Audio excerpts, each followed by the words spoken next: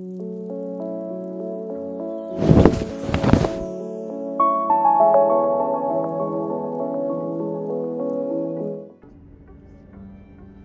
guys, my name is Stephen Akintayo.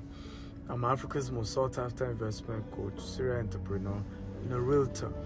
Welcome to another episode of 360 Seconds in a Rolls Royce with me, Stephen Akintayo.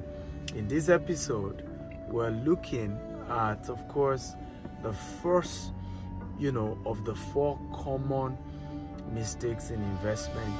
And this is actually the second episode of the 5-part series.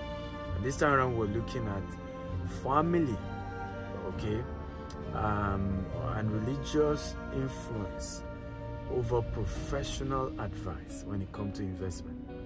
I think this is the first mistake we make.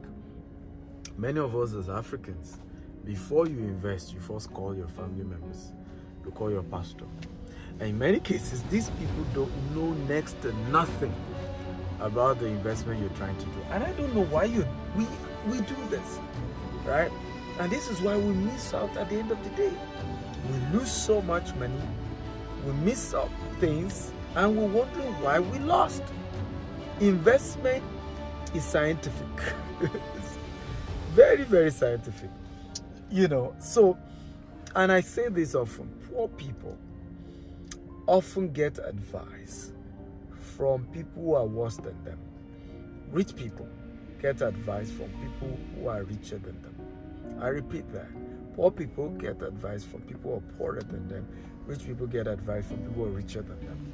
And this is where we miss it. That family members you're taking counsel from, and you're choosing to take an investment decision because of that family member. Is he or she successful in that area?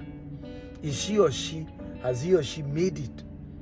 Okay, that pastor, that church member. And so you hear, because he was our church member, I put in my money into the business he was doing. That's not what you do when you want to invest. You do your research. You get the details of what the person is doing. You even go ahead and do your own independent analysis of whether this makes sense. Okay? And also, when you see an investment opportunity, you only take counsel from those who have results in that area. I've also met several people who share stories with me of how they will have become property owners today. And you know what? They were trying to buy a land from a company, and they called their family members and said, no, hey, they want to steal from you. I know the ballet of one particular area. You can get the land. And then they went there and lost their entire money. I actually know a client who actually was like an aburo to me. Aburo means like a younger brother. And then he traveled out and then wanted to invest and learned about our company. And of course, he made initial commitment. And in those days, we used to do refunds. Right now, we don't do anymore.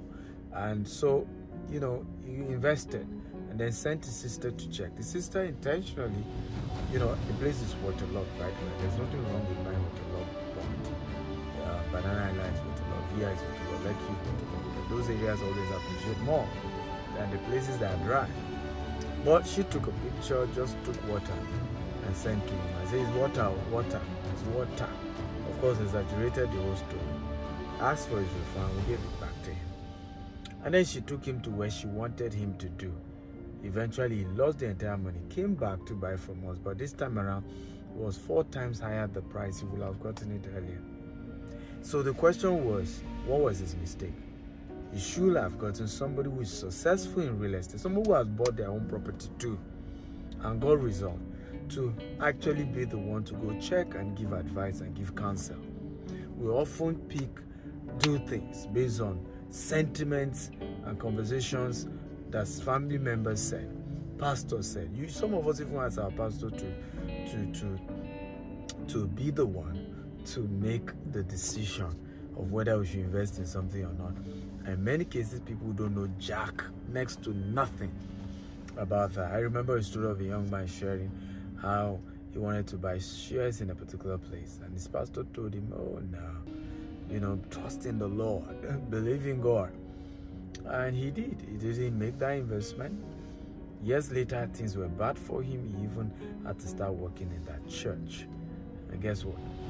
True story. He was a mail came for his pastor, and he was actually in charge of handling those things. Only to see there was actually a dividend from the same company he wanted to buy shares from years ago.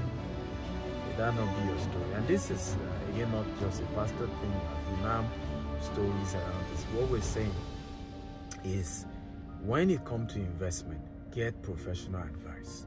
People who are trained to do this, or people who have gotten result in that area. They should be the one to guide you, to help you in making sound investment decisions. Even your pastor, your imam, your wherever they are, your head of Ifa, okay, or whatever it is, your traditionalist, also get expert advice. Some of them who are top investors actually have top people managing their affairs. Okay, you do the same and you go to the top. I love you and thank you for watching. Shoot me a testimony if you got some value from this shot.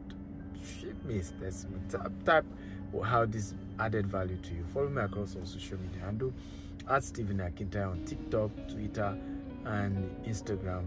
At Stephen Akintayo TV on YouTube, Facebook, and LinkedIn. I love you, and there's nothing you can do about it. Yeah. I'm called the Ego. I'm a realtor. I'm Africa's most sought after investment coach. I swear to you. See you next time. Bye-bye. Stephen Akintayo Consulting, expanding the frontiers of knowledge and wealth. To sign up, log on to www.stephenakintayo.com/